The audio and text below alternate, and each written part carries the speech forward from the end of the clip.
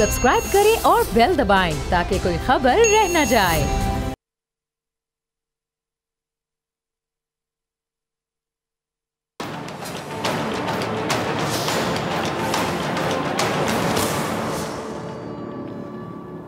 अस्सलामुअलैकुम नाज़रीन, मैं हूं डॉक्टर फ़िज़ा अकबर खान और मैं हूं पाकिस्तान और आप देख रहे हैं पाकिस्तान के सबसे बड़े न्यूज़ चैनल का नंबर 1 प्रोग्राम ऐसे नहीं चलेगा।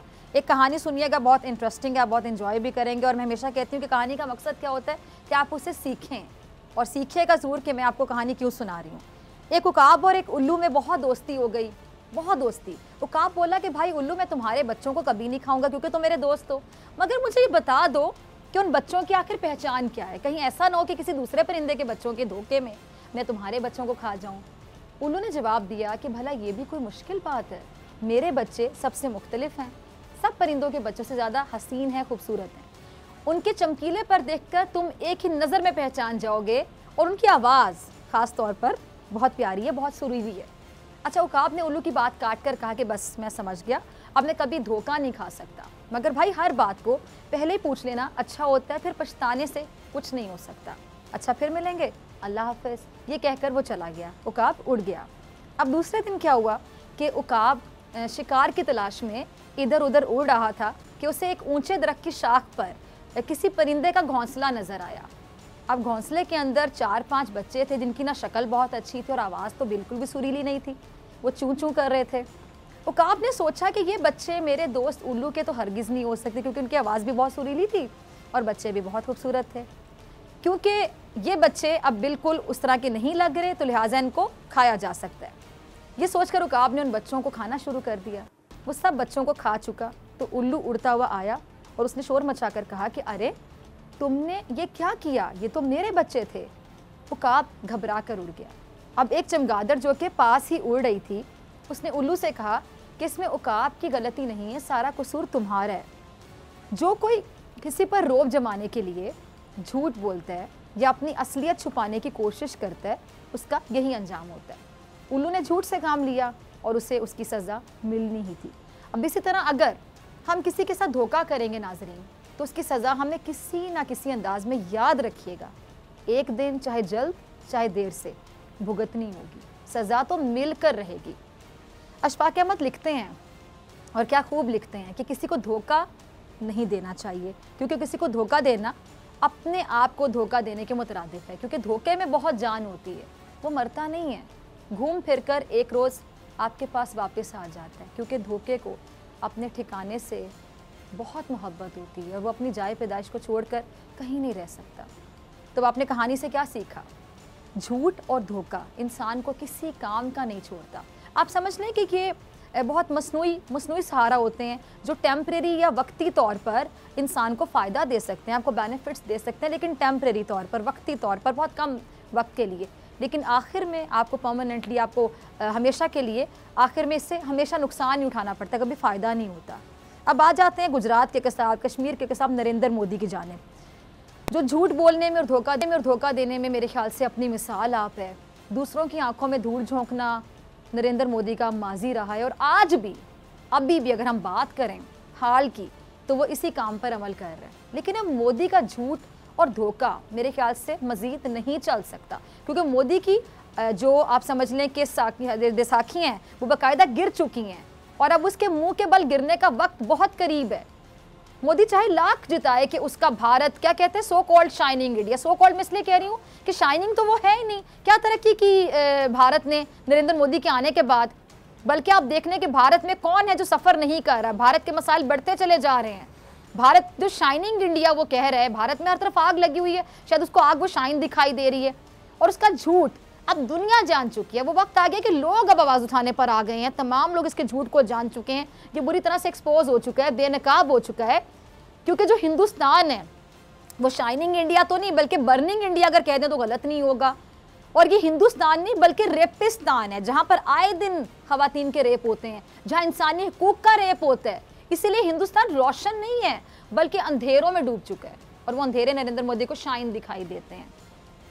मोदी चाहे मकबूजा कश्मीर के हवाले से दुनिया को ये पैगाम देकर कि जी यहाँ पे सिर्फ अमन है, सिर्फ शांति है, यहाँ मोदी चाहे इंटरनेट की बहाली का ड्रामा करे, झूठ बोले, जितना मर्जी झूठ बोले, झूठ और फरेब देने से क्या कभी हकीकत बदली है? बदल ही नहीं सकती और ना बदलेगी। और जो मोदी का हिंदुस्तान है, ये क्या कहते हैं? Secular India, secular. लेकिन दुनिया जानती है कि सेक्युलर इंडिया नहीं है। दुनिया जानती है, दुनिया देख चुकी है, दुनिया को नजर आ रहा है, सुनाई दे रहा है, दिखाई दे रहा है कि इसके हुक्मरान की सोच कितनी छोटी है, कितनी गिरी हुई है, कितनी तंग है। हिंदुस्तान पर जुल्म आप देख लें, पंजाब के जो सिख किसान हैं उन पे जुल्म, मुसलमान वहाँ पे सफ़र कर रहे हैं। कौन है भारत में जो इस गुजरात के हिसाब से महफूज है? बल्कि इनके यहाँ वो जात पात का कॉन्सेप्ट है कि ऊंची जात, छोटी जात। वहाँ पे तो निचली जात वाले हिंदू भी महफूज खुद को तस्वुर नहीं करते हैं। ये है इनका सेकुलर इंडिया। सेकुलरिज्म के स्पेलिंग क्या होते हैं ज़रा देखिएगा, गूगल कीजिएगा कि इसका मतलब क्या होता है कि तमाम लोग अपने अपने मजहब के मुताबिक आज़ाद हो रहने के लिए खुली फजा में सांस ले सके। ये इनका सेकुलर इंडिया जहाँ पे हर कोई सफ़र कर रहा है, खा वो मुसलमान है, खा वो सिख बरादरी, खा वो क्रिश्चियन है, इवन इनके जो छोटी जात पात के हिंदू वो भी सफ़र कर रहे हैं। अभी इंग्लिश वाला सफ़र कर रहे हैं, अनकरीबी उर्दू वाला सफ़र करेंगे। बहुत से 1947 होने बाकी हैं।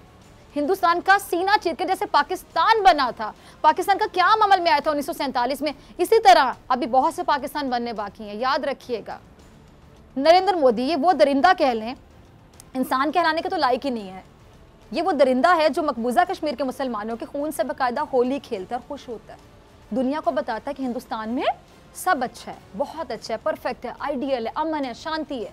लेकिन जैसे कि मैंने प्रोग्राम के शुरू में ही बताया आपको कि धोखे में बड़ी जान होती है, इसको अपने ठिकाने से बड़ी मोहब्बत होती है, लौट कर आपके पास वापस आता है, अपना ठिकाना नहीं छोड़ता और आसानी से इंसान का पीछा नहीं छोड़ता ये धोखा। यहाँ तक कि इसको उसके अंजाम तक पहुँचा देता है, उस इंसान को उसके अंजाम तक पहुँचा देता है। तो लिहाजा खुद किसी को जब आप धोखा देते हैं तो याद रखिएगा मेरे अल्फाज, आप खुद को धोखा दे रहे हैं। और मोदी अपने आप को बेसिकली अपने आप को धोखे में रखे हुए हैं। इस जालिम का दावा क्या है? ये दावा करता है कि मकबूजा कश्मीर में बुनियादी हुकूक का मुकम्मल ख्याल रखा जा रहा है। और जब इससे आलमी तंजीमें ये मुतालबा करती हैं कि इन्हें मकबूजा कश्मीर जाने दिया जाए, वो ग्राउंड रियलिटीज़ देखना चाहते हैं, तो फिर इसकी टांगें कांपने लगती, क्योंकि इसको पता है ना कि वहाँ पे क्या हो रहा है और मैं क्या झूठ बोल रहा हूँ। इसको पता है कि दुनिया इसकी हकीकत वहाँ जाके देख लेगी, पहचान लेगी। वैसे भी काफ़ी लोग पहचान चुके हैं, लेकिन वहाँ जाके तो जो थोड़ा बहुत इसका झूठ है वो भी ख़त्म हो जाएगा। अब इसीलिए व्यूअर्स, जो मोदी है या मोदी सरकार, इसने किसी को भी, आप सोचिएगा, मकबूजा कश्मीर में क्यों नहीं जाने दिया? मकबूजा कश्मीर में जाकर असल सूरत हाल या जो सिचुएशन है, ग्राउंड रियलिटी है, वो जानने की कभी इजाज़त ही नहीं दी, क्योंकि पता है कि मैं एक्सपोज हो जाऊँगा। आधा तो ऑलरेडी हो चुका हूँ। रईस कसर वहाँ के जब कोई जाएगा, देखेगा ग्राउंड रियलिटी, रिपोर्ट किया जाएगा तो सब कुछ समझ आ जाएगा सबको। दुनिया को ये बताने के लिए कि मकबूजा कश्मीर में सिर्फ अमन ही अमन है, शांति ही शांति है, इसने अपनी मर्ज़ी के जो यूरोपीय यूनियन के सफ़ीर हैं उनके वफ़द को चूज़ किया, इंतखाब किया, उनका समझने सिलेक्ट किया और उन्हें मकबूजा कश्मीर के दौरे की बाकायदा दावत दी अपनी मर्ज़ी के लोगों को। अब हैरानी की बात यहाँ पे क्या है कि जब मोदी की हुकूमत ने 5 अगस्त को मकबूजा कश्मीर की जो आज़ादाना हैसियत है उस पर ज़रब लगाई थी और वादिय कश्मीर में जो मज़लूम कश्मीरी हैं उनकी ज़िंदगी मज़ीद आप कह लें कि तंग कर दी थी, तो कांग्रेस के राहुल गांधी साहब, उन्होंने मकबूजा कश्मीर का दौरा करने की ख्वाहिश का इजहार किया था और उन्होंने कहा था कि वो दौरा करना चाहते हैं। लेकिन जो मोदी की कठपुतली पुलिस है उसने उनको वहाँ जाने नहीं दिया था, आपको याद होगा। बल्कि राहुल गांधी का क्लिप होगा टीम हमारे पास, ज़रा चलाइएगा, नाज़रीन को दिखाते हैं, ज़रा सुनिए क्या कहते हैं वो। ने कि मोदी और उसका पालतू, पालतू का मतलब समझते हैं, पालतू अमित शाह, ये क्या कह रहे हैं कि आर्टिकल 370 के बाद मकबूजा कश्मीर में जो हालात हैं वो बहुत नॉर्मल हो गए हैं। जबकि हकीकत क्या है कि मकबूजा कश्मीर के आवाम की ज़िंदगियों में उजाला नहीं है बल्कि अंधेरे ही भर दिए गए हैं मोदी सरकार की जानिब से। यानी उनको घरों में नज़र बंद कर देना इनको नॉर्मल दिखाई देता है। इनकी अब नॉर्मेलिटी का मुँह बोलता सबूत है ये कि उनको घरों में बंद कर देना, उन पर ज़िंदगी तंग कर देना, ये इनको नॉर्मल दिखाई देता है। कितने अब नॉर्मल लोग हैं ये जो ये बात कर रहे हैं, जो झूठ बोल रहे हैं, इस हद तक झूठ बोल रहे हैं।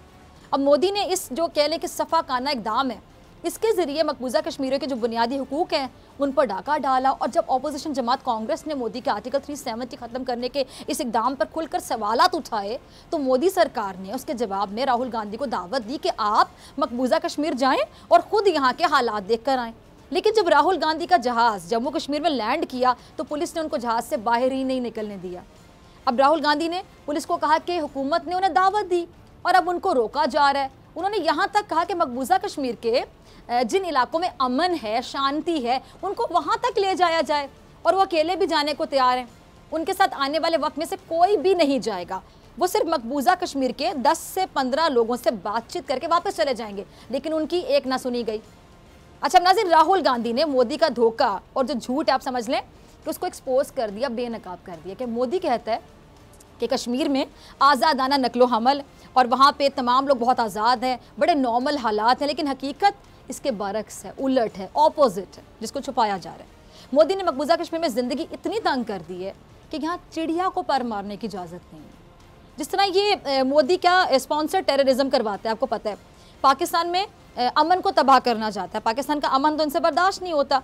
ठीक उसी तरह सियासी पंडित जो हैं वो यूरोपीय यूनियन के जो गैर मुल्की सिफारतकार हैं, उनके प्लांटेड दौरा मकबूजा कश्मीर को, ये प्लांटेड पे ज़रा गौर कीजिएगा, प्लांटेड दौरा मकबूजा कश्मीर है, उसको सरकारी स्पॉन्सर्ड विजिट करार दे रहे हैं। सरकारी स्पॉन्सर्ड विजिट को आप समझ रहे हैं, और प्लांटेड। अब क्या करें, मोदी को तो हर चीज़ स्पॉन्सर करने की वैसे ही आदत पड़ चुकी है। जब मोदी अपनी ऑपोजिशन, अपनी आवाम, क्या कहते हैं आवाम को, ये जनता, अपनी जनता को यकीन दिलाने में नाकाम रहा है कि आया सच में मकबूजा कश्मीर में अमन है, शांति है, नहीं है, तो ऐसे में दुनिया को कैसे अपने झूठ पर से पर्दा उठाने दे सकता है। अब यही वजह है कि बरतानिया की रुकने पार्लियामेंट के दिल्ली एयरपोर्ट पहुंचने पर उनका जो ई वीज़ा है वो बाकायदा मनसूख कर दिया गया और उन्हें मुल्क बदर कर दिया। हुकाम ने उनका वीज़ा क्यों मनसूख किया था, ज़रा ये क्लिप देखिएगा, आप समझ जाएंगे। अच्छा व्यूअर्स, ये जो बरतानिया की रुकने पार्लियामेंट हैं, ये all parties parliamentarian group for Kashmir की सरबरा भी हैं। अब इन्होंने मोदी के सेक्युलर भारत को, ये जो कहते हैं सेक्युलर भारत, उसको बेनकाब करते हुए, एक्सपोज करते हुए क्या बताया कि जब वो दिल्ली पहुंची तो उनके साथ किस तरह का सलूक किया गया। इन्होंने अपनी कहानी बताते हुए बाकायदा ये क्लियरली बताया, वाज़ेह अल्फाज में बताया कि वो अपने साथ मुजरिमों जैसा सलूक किए जाने को फरामोश करने को तैयार नहीं हैं।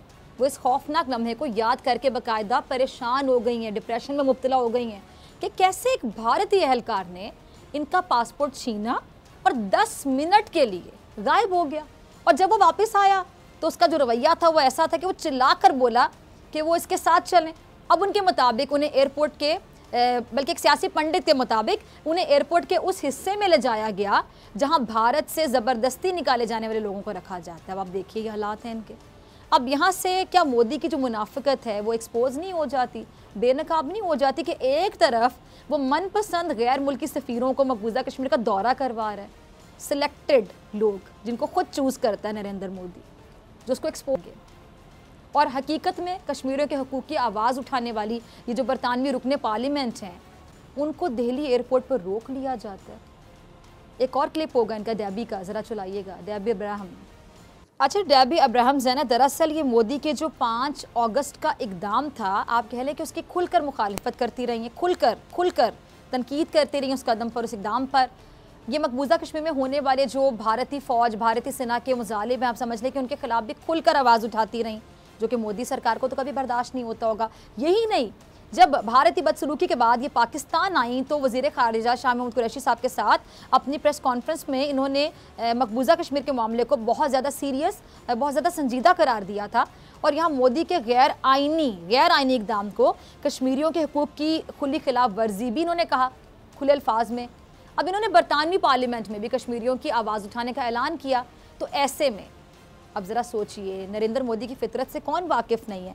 मोदी को ये कैसे गवारा हो सकता था कि वो ऐसी शख्सियत को जो उसके मजालिम पर खुलकर बात करती हैं, तनकीद करती हैं, खुलकर आवाज़ उठाती हैं कश्मीर के हक़ में, ऐसी शख्सियत को नरेंद्र मोदी अपने मुल्क में आने दे। ये हो सकता था जो उसके झूठ को, नरेंद्र मोदी के झूठ को और धोखे को बेनकाब करें, उस पर से पर्दा उठाएं।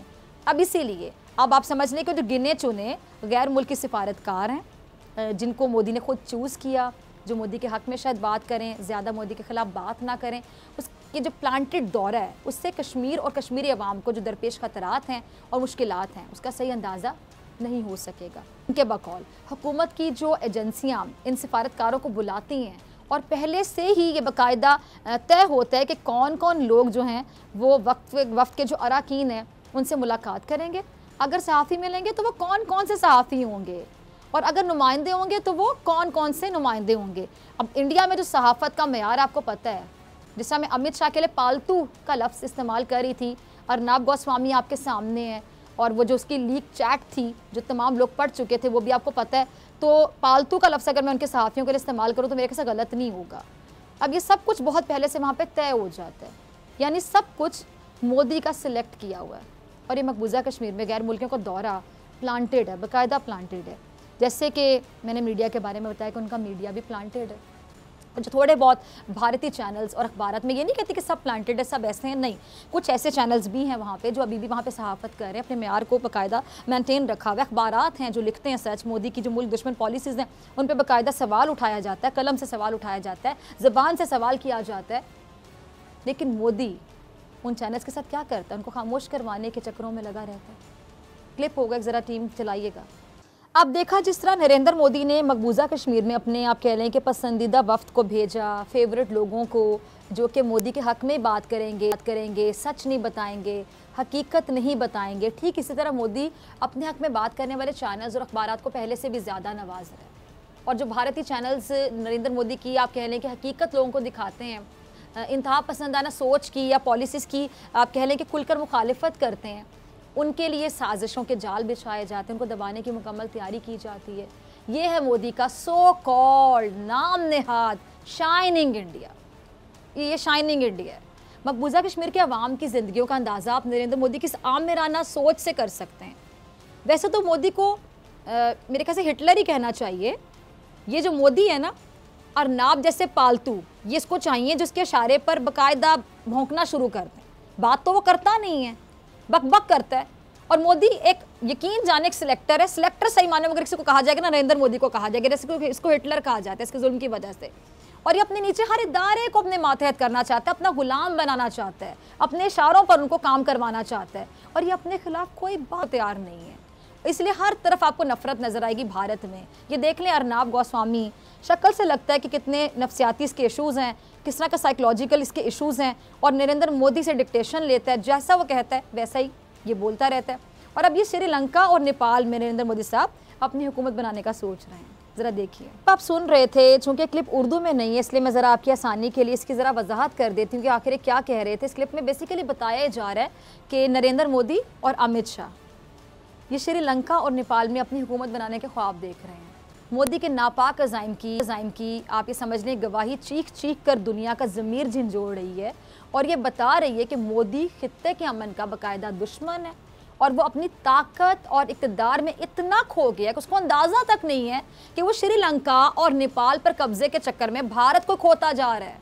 भारत उसके हाथ से निकल रहा है। भारत की जो पंजाब है, भारतीय पंजाब, उसको बाकायदा खो रहे हैं जो जल्द खालिस्तान बन जाएगा, याद रखिएगा। और मकबूजा कश्मीर भी इसके हाथों से निकलता जा रहा है।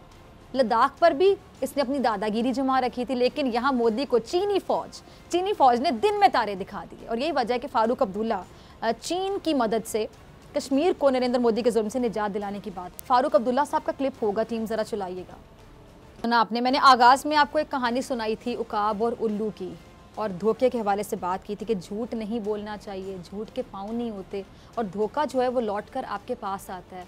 धोखे को अपने ठिकाने से बहुत मोहब्बत होती है। अशफाक अहमद की बात भी मैंने कोट की थी। और अब आप देख लीजिएगा कि जितना झूठ नरेंद्र मोदी बोल चुका है, जितना धोखा लोगों को दे चुका है, अभी लाख अपने झूठ के पीछे छुपने की कोशिश कर ले, धोखा भी लौट कर आएगा। झूठ के पीछे कितना भी छुप ले, अब इसकी जो असलियत है वो बाकायदा इसे चीख चीख कर कह रही है कि नरेंद्र मोदी बस अब ऐसे नहीं चलेगा। मिलते हैं ब्रेक के बाद।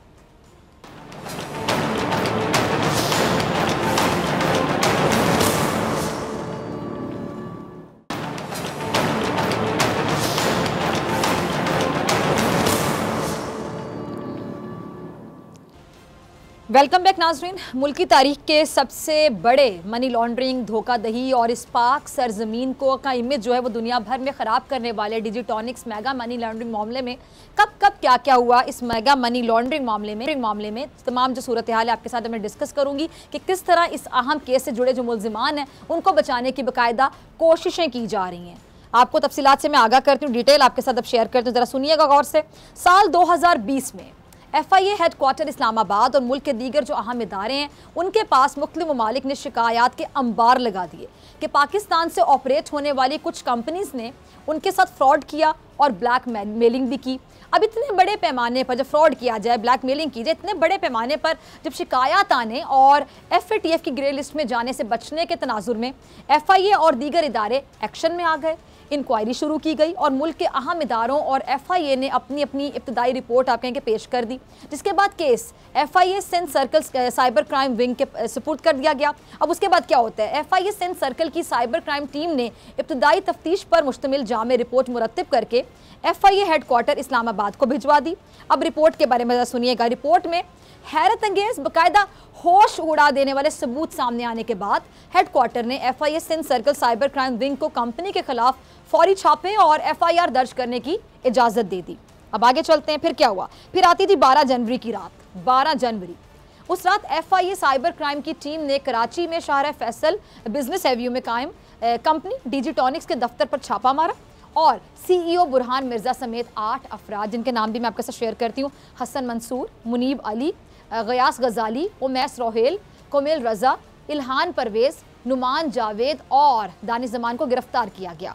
अब 13 जनवरी की रात FIA साइबर क्राइम सर्कल ने जालसाजी करने वाली कंपनी ये जो डिजिटॉनिक्स है इसके मालिक और दीगर कुछ मुलाजिमीन के खिलाफ साइबर क्राइम एक्ट और एंटी मनी लॉन्ड्रिंग की दफात के तहत मुकदमा दर्ज कर लिया।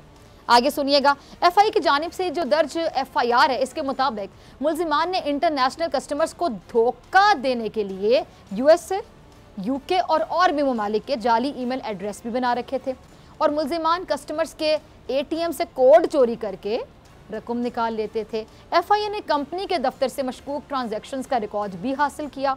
अब इस मेगा स्कैंडल के मंजर आम पर आने के बाद 20 से ज़ायद दीगर कंपनीज जो मुल्क की साख को मजरू करने की साजिशों में बाकायदा मसरूफ़ थीं, उनके खिलाफ भी FIA की जानिब से कार्रवाई का इंदिया दिया गया, लेकिन ताहाल इस मामले में कोई कार्रवाई अमल में लाई नहीं जा सकी।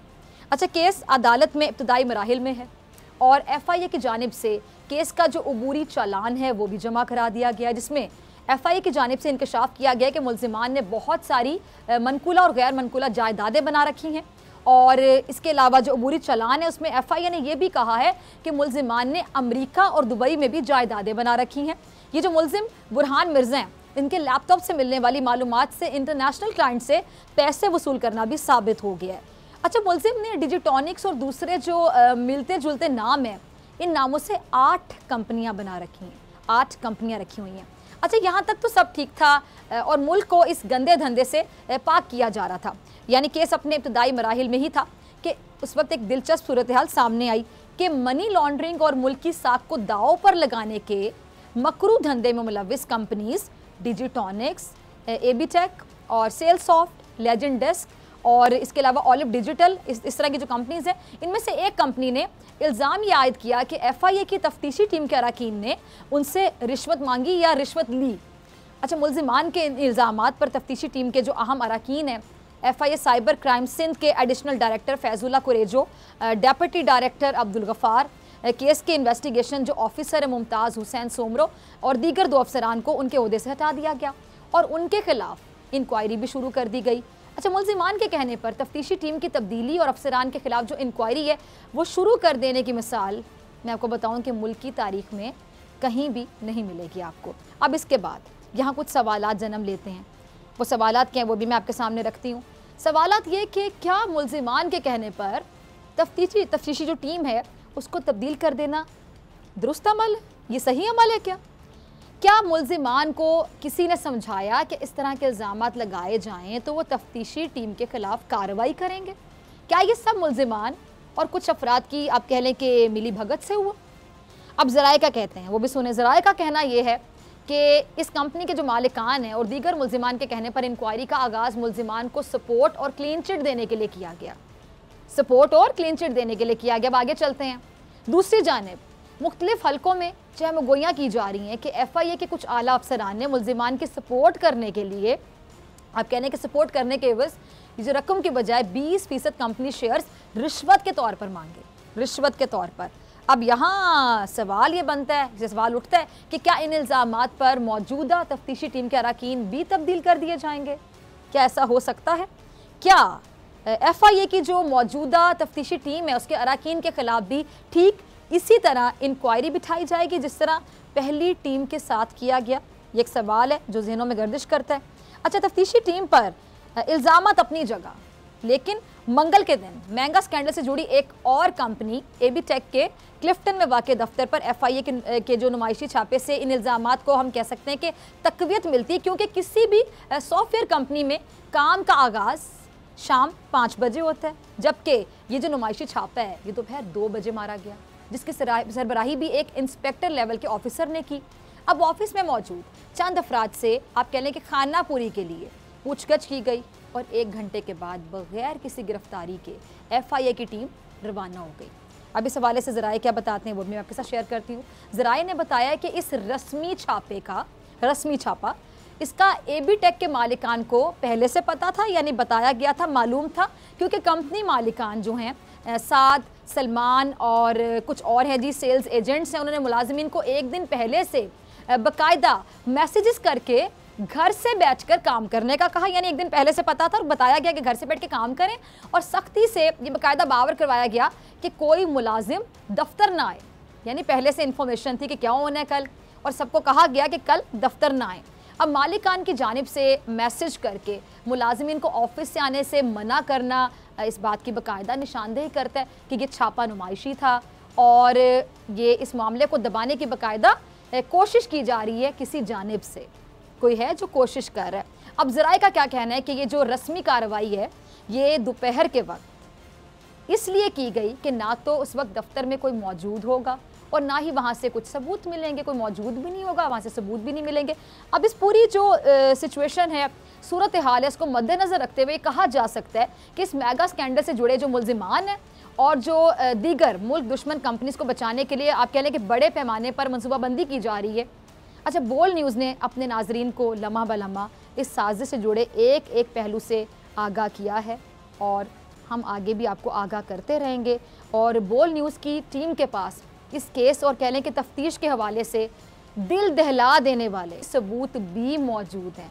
बोल न्यूज़ की जो एक हमारी जो ऑपरेशन टीम है, स्टिंग ऑपरेशन टीम, वो भी इस केस में बहुत ज़्यादा सरगर्म है। अच्छा, बोल न्यूज़ की अपने नाजरीन से एक दरख्वास्त भी है, वो ये कि अगर आपके पास भी इस केस से मुतालिक कोई मालूमात हैं, कोई वीडियो मौजूद है, तो आप हमें जो टॉप सीक्रेट के जो ईमेल या फिर व्हाट्सएप नंबर्स हैं उस पर वो भेज सकते हैं और आपकी शनाख्त को सीगा राज में ही रखा जाएगा। और अवाम ये उम्मीद करते हैं कि बेदाग जो करियर के हामिल FIA के सरबराह हैं वाजिद ज़िया, जो नवाज शरीफ के ख़िलाफ़ GIT के सरबराह रहे, वो अपनी बेमिसाल कारकर्दगी से, परफॉर्मेंस से मुल्क को हमेशा फ़ायदा पहुँचाने में अपना मुस्बत किरदार अदा करते रहेंगे। जबकि आप कह लें कि साफ गो वफाकी वज़ीर दाखिला शेख रशीद भी मुल्क को मनी लॉन्ड्रिंग, धोखादही और FATF की मज़ीद सख्तियों जैसे इल्ज़ामात से बचाने के लिए पुरअज़्म हैं और केस को मंतकी तक पहुँचा कर ही दम लेंगे। आपसे मुलाकात होगी ब्रेक के बाद मेरे साथ मौजूद होंगे सदीक जान और उनकी बड़ी खबर।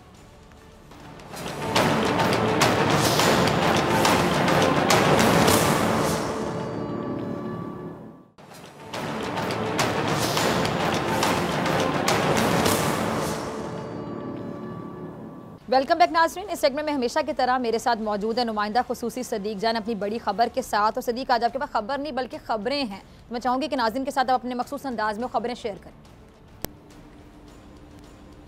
जी बिल्कुल, आज 2 खबरें हम शेयर करेंगे। पहले हम सेनेट इंतखाबात के मामले में जो उम्मीदवारों का ऐलान किया गया है, तहरीक इंसाफ के ऊपर बहुत बात हो चुकी है कि वहाँ जो इख्तलाफात हैं, बहुत ज़्यादा बात हुई। नून लीग के अंदर भी इख्तलाफात हैं, लेकिन उस सिलसिले में कल रात लेट नाइट तक एक इजलास चलता रहा शाहिद खकर अब्बासी साहब के घर, जिसमें मियां मोहम्मद नवाज शरीफ भी शरीक थे, वीडियो लिंक के जरिए आबिद चरली थे, इसाक डार थे, और यहाँ पे एहसन इकबाल साहब और दीगर लीडर्स जो हैं वो रहनुमा मौजूद थे, मरियम सफदर साहब भी मौजूद थी।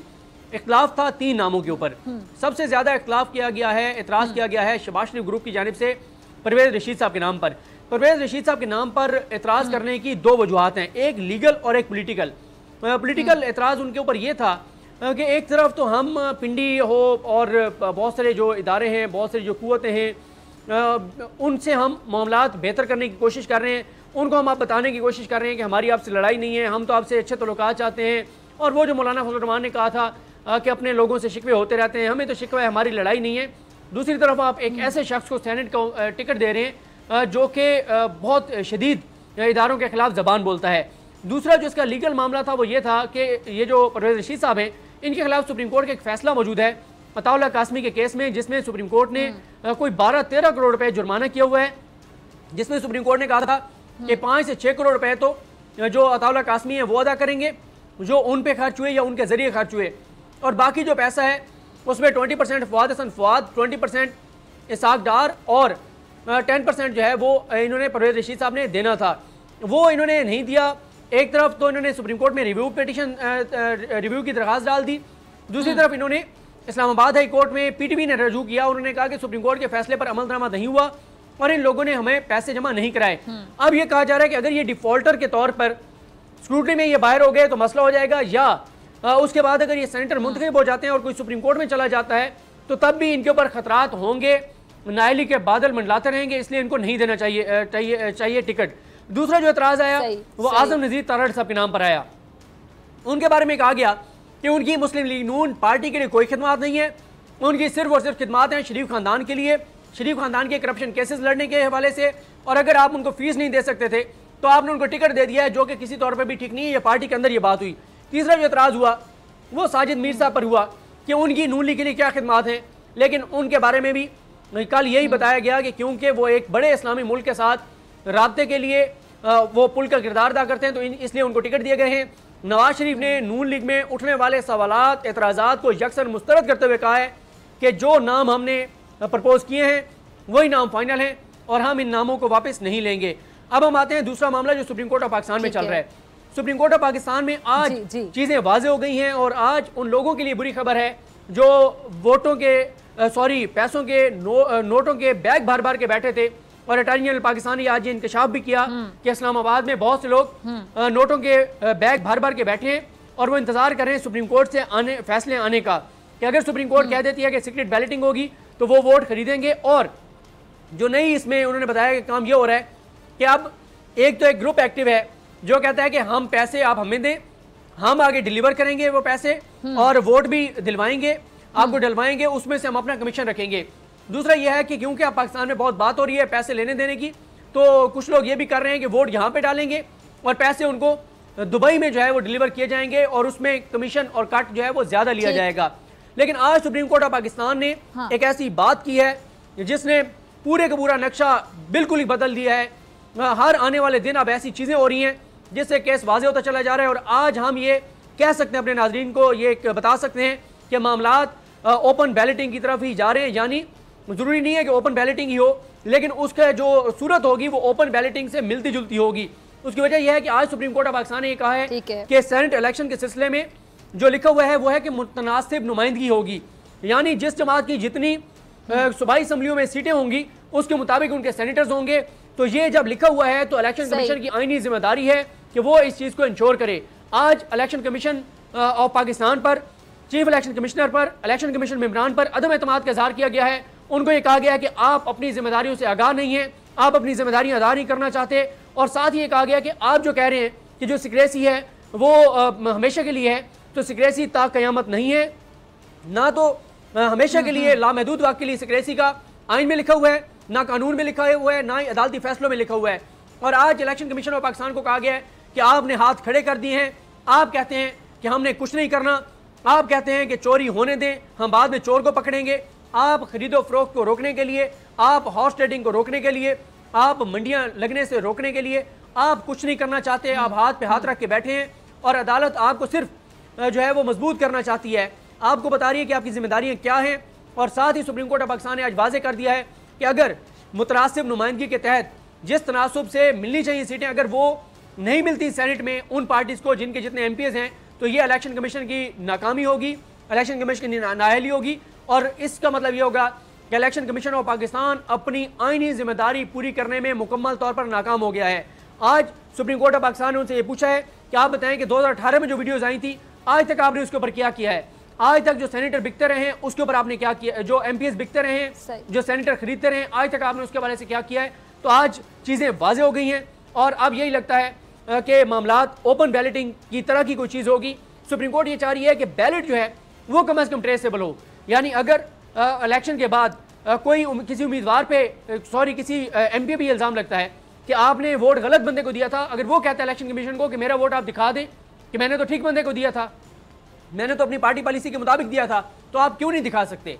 और अगर पार्टी सरबराह ये कहता है कि हमारे इतने MPs थे, इतनी हमारी सीटें होनी चाहिए थी और इतनी नहीं आई तो हमें वोट दिखाएं, तो आप क्यों नहीं दिखा सकते? आपको कौन सा कानून, ज़ाब्ता, कायदा, आइन की कौन सी शिक रोकती है? और साथ ही चीफ जस्टिस पाकिस्तान ने कहा कि बताएं कि 2018 में अगर एक पार्टी को 2 सेनेटर मिलने थे और उन्होंने 6 बनवा लिए हैं या इससे ज़्यादा बनवा लिए हैं, तो आपने उसके ऊपर क्या किया है? क्योंकि मुतनासिब नुमाइंदगी का जो फार्मूला था वो तो मुकम्मल नहीं हुआ। तो ये आज सुप्रीम कोर्ट ऑफ पाकिस्तान के इंपॉर्टेंट रिमार्क्स थे और आज काफ़ी सवालात का सामना करना पड़ा चीफ इलेक्शन कमिश्नर को, लेकिन उनको ये कहा गया कि आप सुप्रीम कोर्ट के तमाम सवालात के जवाब देने में नाकाम नजर आए हैं और आप कुछ भी नहीं करना चाहते, जो आपकी आईनी और कानूनी जिम्मेदारी है आप उसको पूरा नहीं करना चाहते। ठीक है जी, बहुत शुक्रिया सिद्दीक जान आपकी बड़ी खबरों के लिए। के साथ डॉक्टर फिज़ा अकबर खान को दीजिए इजाज़त, आपसे मुलाकात होगी इंशाल्लाह कल सेम टाइम सेम चैनल की। ज़िंदगी ने वफा की दुआओं में याद रखिएगा, अपने अपने प्यारों का बहुत ख्याल रखिएगा। अल्लाह निगहबान।